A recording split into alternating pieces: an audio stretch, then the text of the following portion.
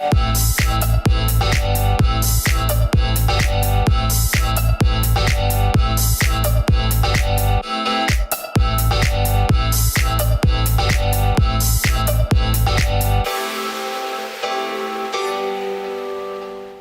back to the Help Me Rhonda show. This week I've got a very special guest. Now, as you know, I always bring on sexy brands, like those that are making a major difference in the world, not only with their gifts, but with their ideas and their experiences. So if you are an artist or a creative or someone that has been pushed up against the grind, but leans into their belief system and what they truly are, then you're gonna love this show. Because my guest today is Jonny Cota. He's actually a fashion designer, but he's also season 1 winner of Making the Cut, which is a fashion competition hosted by Amazon. Now, if you have seen that, make sure you're making some noise because Jonny did something really special. He actually won $1 million on this show. So we're gonna learn more about what happened, why he came onto this show, and what's happening next for the Jonny Cota brand. So, Jonny, welcome to the show. Thanks for having me. So good to see you. Good to see you. Yeah, really, really awesome. And the fact that we're here in Bali, which is rather unique, because you're not from Bali. Well, I'm from LA, but I've been in Bali for years and years, doing my brand here and manufacturing here. And the quality of life, I mean, as you know, it can't be beat. No, man, it's so true. So you've been manufacturing your Jonny Cota brand before in Bali already. Totally, for about maybe 12, 13 years, 14 years. I had a brand called Skin Graft, and we were out here always making leather goods, leather accessories, leather jackets. Good place for going back and forth between LA and here. Yeah. Learning a lot, making a lot of mistakes. Yeah. But ultimately, really thriving here in Bali. And so I'm lucky to still be here. Well, it's a good spot to be. But before we really go deeply into you as a fashion designer, what took place on the show, like when did you start becoming, where did this inspiration come from? Like, is your family artists? Are they fashion designers? Like, what is that, where did this come from? Absolutely not. I mean, I was raised in a really religious family in like the suburbs up near San Francisco. And no one was really creative in my family, but you know, at a young age, I realized I was gay. And that is kind of sets you on a different path where you know your life isn't gonna look like everyone else's. I think it's almost a blessing because there's a different expectation of you. Yeah. You know, I think that even a lot of parents don't really necessarily know how to guide their gay children. Yeah. And so they always end up in the arts or doing really creative things or maybe fantastic things. Yeah, well, I'm gonna use the devil's advocate here and say what people might be thinking. That sounds really stereotypical, right? Here, I'm from San Francisco. I'm a gay man. You know, I have a religious family. Like, so, and I'm not saying that as a joke, but that's like, wow, that's like pretty, like the perfect picture. Yeah. What happened for you? Like, where's your parents, especially when you're in a religious family, was that a challenge for you? Were they supportive? Like, how did that thrive? Because it helps us really understand why and what you're doing today and what drove you to do it. I don't know if I put it into words, but let me try. Right Yeah, now. okay. So, super religious family, always loving, but when you realize you're so different and you go to church every Sunday and you know you don't fit in, it kind of drove me to this really kind of dark place with music, with fashion, with style, but it's also where I first started expressing myself. You know, I first started wearing like all black, or maybe I put studs in my backpack, or I started going to raves. How old were you at this time? 13, probably 13 years old. So going to raves, going to punk shows, like kind of trying to find yourself in alternative settings and like kind of fringe communities. And so it actually turned into a blessing where you kind of discover a more alternative, more like a less expected version of yourself. So I would say, if I trace back my design aesthetic and my desire to create, I bring it back to being a 13-year-old goth kid living in a religious house, trying to create an identity. And my parents are the most supporting, loving parents ever. And they were at that time too? Yeah, but I didn't know. You know, sometimes you just don't know. Like even if you're getting the love and support, that they're giving it all to you, sometimes you just don't get it. Well, because you're so different. I mean, you are different. You're seeing society, maybe not society's accepting it, so you're thinking your parents may not either? Is that kind of an internal? Yeah, I think I projected onto them. Yeah. I projected onto them that they weren't kind of supporting, but they always were. I look back and I'm like, wow, I was such an idiot teenager because it was there and it was precious and it was warm and I wasn't feeling it. But I mean, you know, it's like I'm married. I've been with my partner for 12 years. I think they might be closer to my husband than they are to me. You know, they call him every day, and so it's like they are super supportive. I'm very grateful. Well, it's beautiful because that's maybe not always everyone's story. Yeah, definitely. But you did bring up something really cool, and I think that it's important to highlight that, is that maybe there are some teens or going to their 20s that maybe going through exactly what you were, which is like, I'm, identifying as something different than what society says I need to be, and that maybe their families are supportive. And I think it's, having a 13-year-old daughter, I'm always aware of that, like, what is she gonna think of me, right? Yeah. But it's not up to me to control that, it's up to her to really see it, and how can we showcase that? But it's nice to know that maybe there are others that families could be more supportive than they even realize at this time. Yeah. I think sometimes when we try to create our own path, we feel like we have to push away. Yeah. And that's a lesson that you learn as you get older. Yeah, for sure. So. All right, let's talk about this inspiration of you becoming a fashion designer. Like, where did that actually come from? Okay, so I was in university. I graduated. I got a call one day that's like, oh, you graduated. I was like, wait, I still have like another half year. It was totally out of the blue. And I was like, okay. 10 minutes later, I get a call from my DJ friend, and he's like, we're going on a tour with a circus for all summer. Wait, a circus? Do you want to come? And I was like, like Barnum and Bailey style? No, it was like, it was very like costume based, like adult circus. So it was like a Cirque du Soleil, like early age of Cirque du Soleil. Totally, yeah. Sexy, funky. Okay, sexy. Now I'm thinking clowns and elephants. I'm like, what? Wait a minute. You were a fashion designer? Inspiration came from the circus. No, it was vaudeville. It was chic. It was sexy, super sexy, dangerous, chic. fire, stilts. Kind of a lot of skin, makeup, and also while I was. So I said, yeah, I'll come. I have nothing to lose. Like, let's do this. So I jumped on the tour bus all summer. I learned how to stilt walk in the parking lot of a grocery store, like while we were getting gas and groceries. They're like, if you're on this bus, you better do something, because there's only room for performers, and you're just like the plus one. So get ready, because your first show is in like 3 days. Taught me how to stilt walk, made me costumes, and kind of just threw me out there. And it was the best experience of my life. And on that tour, I was surrounded by all these beautiful costumes, all these eccentric people, and we would make the costumes on the tour bus. And someone said one day, no one's going to make your next costume for you. You better do it yourself. There's a sewing machine right there. And so they taught me how to sew, and that's how I learned. So everything I know now in fashion, I learned in the circus. Okay, that's a big statement. I know. But I love that. I didn't realize that. So it's like, I can so see the glam and just the, accentuating the body, but the fact that you learned it from the circus people is pretty special. What's funny is when you're in it, sometimes you don't. You didn't go to school for fashion design. Oh no, definitely not. Wait, you just won $1 million on making the cut. And you learned everything from the circus. Yeah, I know, right? What a lesson in life. Okay, that's pretty crazy. All right, so you've had your label now and your brand for over 15 years, but the Making the Cut show was just a year ago. Yep.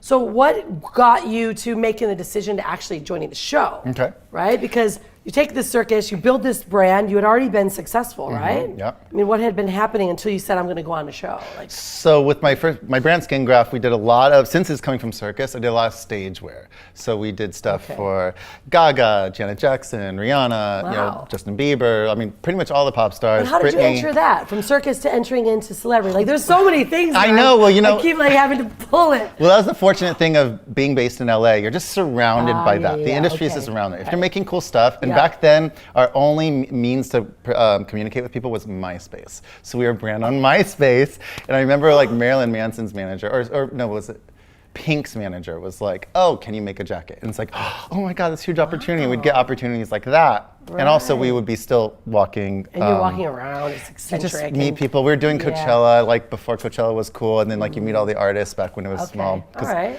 So it was, one thing just led to the other. And the brand had its ups and downs. We did New York Fashion Week for many, many seasons. Eventually we sold the brand.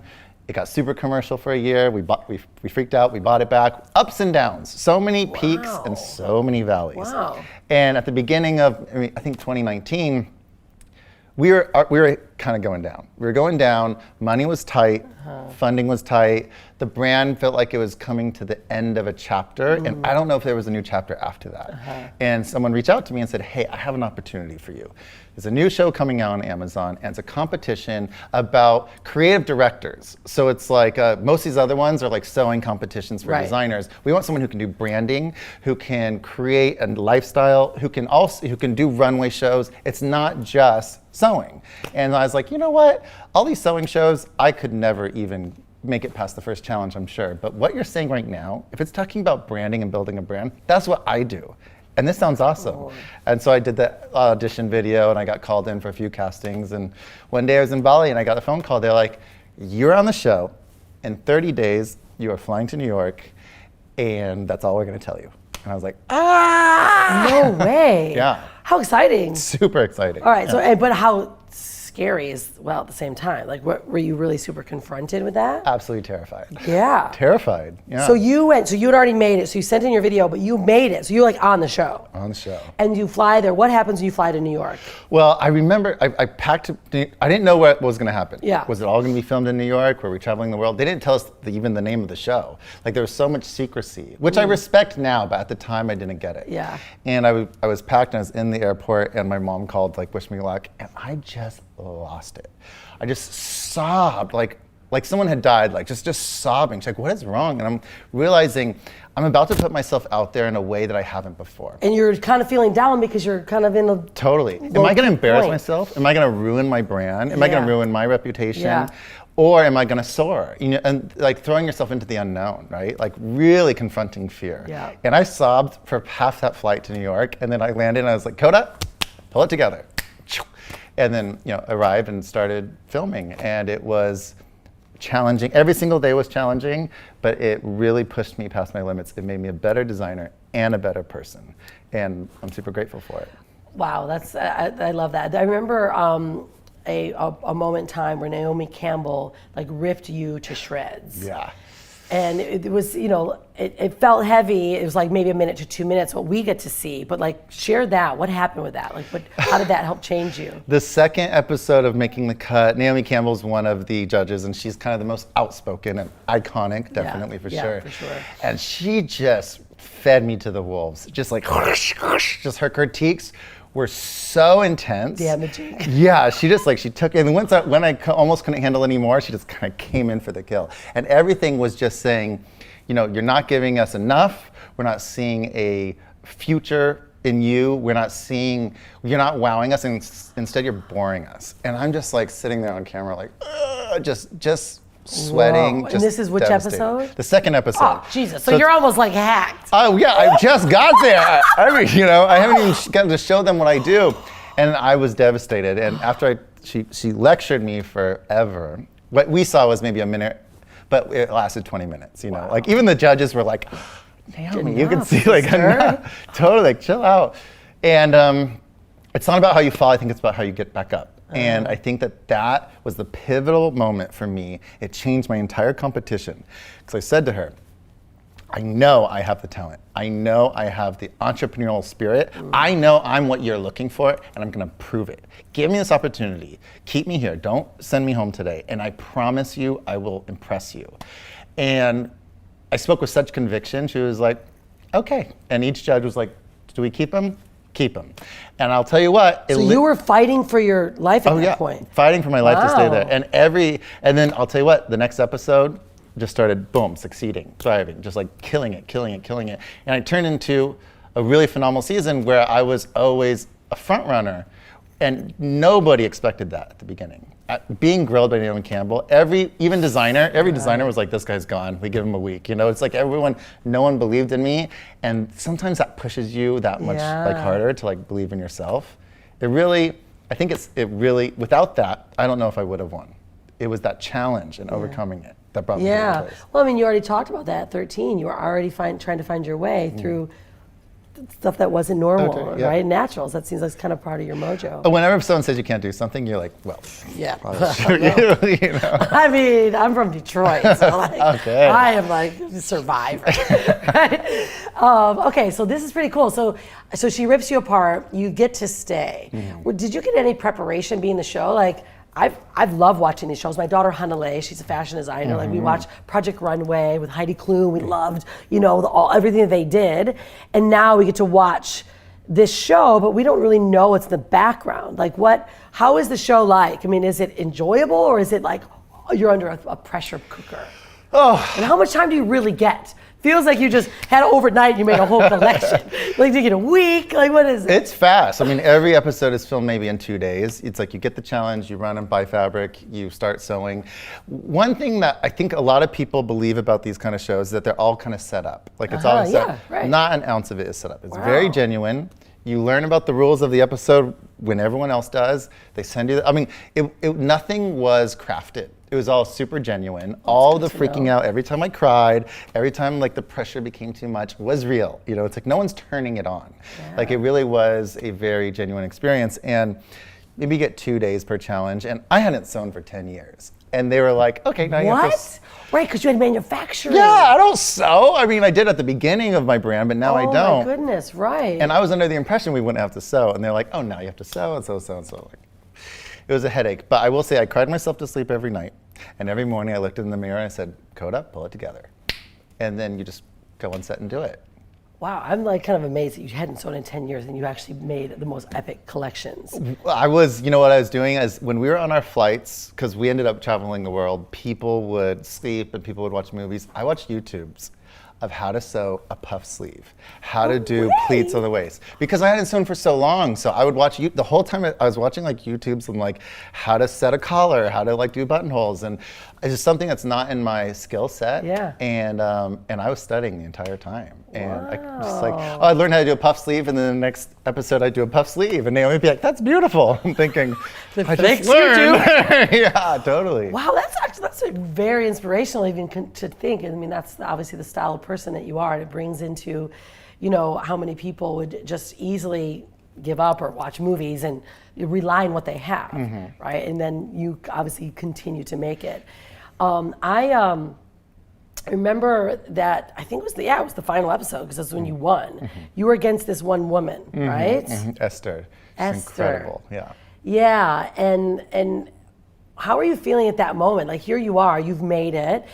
Actually, before I talk about that, there was something you had said to me earlier that I want to highlight, which I think is really amazing on the model that Amazon put together, that you would make a collection, and if you won, tell us about what happened. They would sell your collection?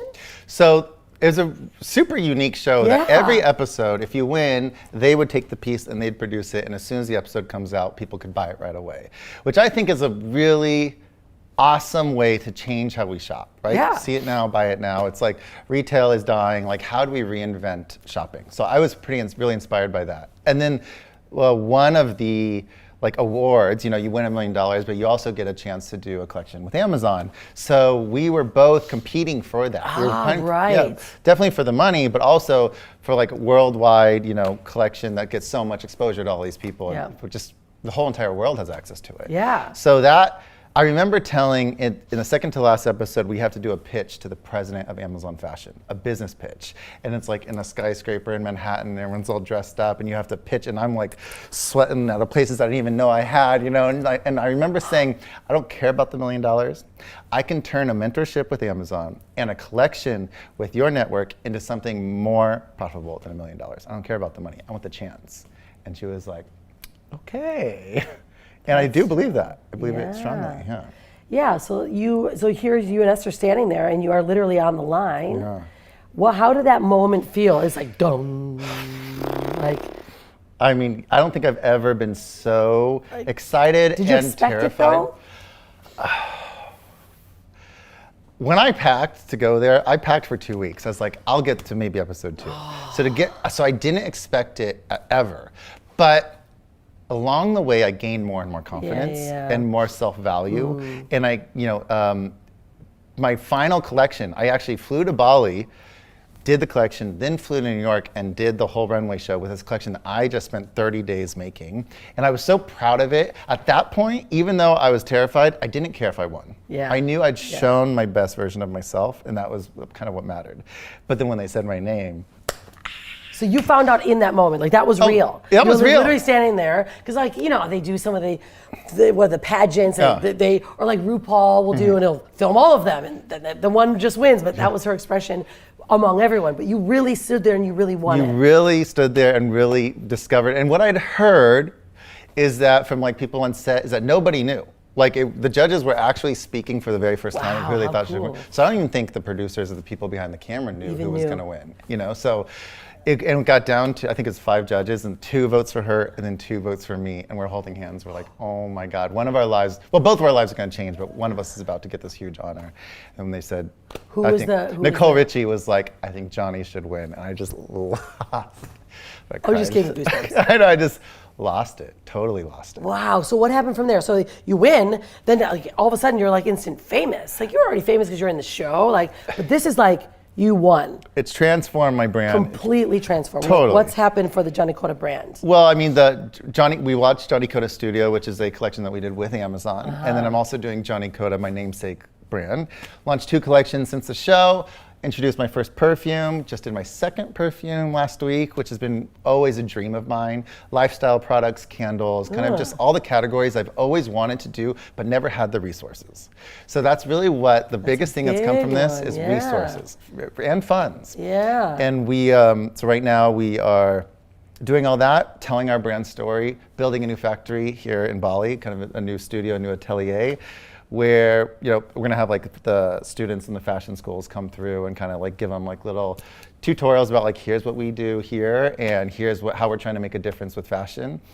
And the best thing about winning this money is we've wanted to put so much energy into like sustainable efforts and kind of really creating the brand we've always envisioned. Yeah. But it's expensive to do that. It is expensive. It was cheap. Because you got to test it, you got to figure things out, and that costs money. If it's cheap, everyone would do it. Yeah, Why wouldn't you be sustainable? Yeah. So it's helping us create the brand we always envisioned, and I feel super lucky for that.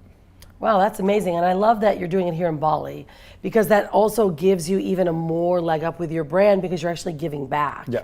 Right? I mean, we live in Bali. My daughter's a fashion designer here. It's like we had 100 employees that were changing their lives. So I think more than ever now, people are really looking for connection. Yeah. And if we're going to buy a brand, if we're going to actually invest our time and our money now, because everyone's money is very unstable and very precious, even more so than it ever was, that I'd rather buy a brand that's actually has a lot of heartbeat to it, right? And it gives back. Yeah. And so tell us about this new factory. What's happening here? So, I mean, we've had big factories, small ones, and for the last few years, I have this little tiny office. It's really underwhelming. And so with winning the show and having these new funds, we're kind of renovating this big, beautiful atelier, kind of in the Seminyak area, surrounded by rice fields, all painted black. It's like the ultimate vision. And what I learned on the show, sometimes you're doing something really unique and you don't realize it until people point it out. Yeah. I didn't realize it was unique that I did the circus. I definitely didn't realize it was unique to producing in Bali. I was like, I love it there, Yeah. So we have learned since the brand has blown up, everyone responds to the story, like you're saying. Here's who sews the clothes. Here's what their families look like. Here's what our workshop looks like. And now with this new space, we'll get even greater opportunity to show our entire story, our entire process, and make people feel even more excited about supporting the brand. Yeah. And so for me, this has been the missing piece. Create a home base that we can call our own, that everyone who follows the brand can get really excited about and see it flourish and see us do what we do. Because, I'm not jaded, but I've been doing this for a long time, almost 15 years. Yeah. The fashion industry is ruthless, and I don't really have a desire to get back into it like we were doing it before. Yeah. It has to be done differently, otherwise I'm out. And so now we get an opportunity to kind of create our own path and do our own way.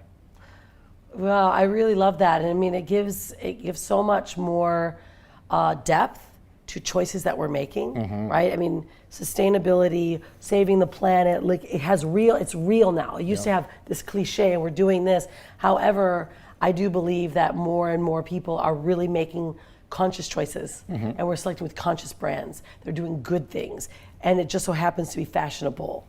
Right? Great combination, right? Yeah. And that's, when Hanalei started her brand, it was the same thing. She's like, I just want to make things that are fun and make women feel beautiful. And then she saw all this plastic around and she saw this damage. And as a young girl at 8 years old, started her fashion label that was sustainable. Yeah. But we could have never done it in the United States. We're here in Bali. Yeah. Right? We could have not done it. And so I think that that storyline that you're telling is just so powerful, and to hear where you came from, that it literally came from the circus. Like, you ever reach out to these people and go, wow, are people reaching out to you after you win? Oh, the circus friends are like, oh my God, did you just win? Was there a picture of you on stilts on the Amazon show? Right? Like, yeah. But similar to like your daughter's story about, starting her brand at 8 years old. So that's incredible. For me also, it's like, whenever young designers ask me for advice, I guess you don't have to be young, it could be any designer that's starting their journey. I always say, just do it. Yeah. Just start. Yeah. You don't need the degree, you don't need the piece of paper, you don't need, so many people get caught up with like, I don't have the training, I don't have the authority, I don't have just start. I don't know how to sew. Who cares? You were on freaking national TV and didn't know how to sew. I know, right? Watch YouTube, figure it out. Your daughter was 8. Like, just have a passion, have a vision, and just start. And you know what? You will learn from your mistakes. Yeah. And you will learn, you will craft your vision, you'll craft your creative identity by all of your failures. Your failures will like pave the road to your success. Yeah, I love that. And so then what is really next for Jonny Cota's brand? I mean, you're building the manufacturing house, but like, what's next? Like, is there collections that we should be waiting for and ready for? So it's a funny time in the world, as we all know, right? Clearly. So we launched my namesake store, the Jonny Cota retail concept store in LA, in the middle of a pandemic, So we're like, okay, so we're like, okay. So the concept is it's a pandemic. So everyone wears their masks, you scan the QR codes, it tells you about the item. It actually has been quite a success. Yeah. So I think that we're just taking it week by week, but the vision is to open up some more concept stores, probably open a store here in Bali. My ultimate vision is really put my roots here. I've been coming back and forth for 15 years. Yeah. But I haven't necessarily called it home or my creative home. Yeah. I think that's what's next. I also think that's what our customers kind of love most. That connects the story. Yeah, that's the unique part of the brand. It's like anyone can make a leather jacket. Why is this one special? Let me show you. Yeah. Well, I love that. Thank you so much. I'm like so honored to be so excited when I told Rhonda, she's like, like when you came for Christmas, we did it, was like, because it's like, it's so amazing to see someone that's done it, but then to know someone that's like really been working for it, really working to get to that point, and then winning a show like this, and then just really staking your ground of who you are and the impact that you want to leave in the world. It's really inspiring. Thank you so much. Thank you for being here. Wow, what an inspiring story. Like, this is the kind of stuff that just makes your heart sing. Like, think about someone that, has, even gone through life, through society in a different way, that realized that I wasn't going to walk the path that everyone else walks. And I want to pave my own trail and go through ups and downs and failures. That's what life's about. That's what living is about. And then to be able to really, truly look at yourself in the mirror and say, you got this. Focus, you can do this. That's what we all deserve to hear. And so today's story, I hope this inspired you, that you can do it and you can be unstoppable and you can create a sexy brand that leaves an impact on the world and can become a profit-making machine for you. All right, guys, well, we look forward to seeing you next time on the Help Me Rhonda show. Have an amazing one, and don't forget to be unstoppable. We'll see you next time.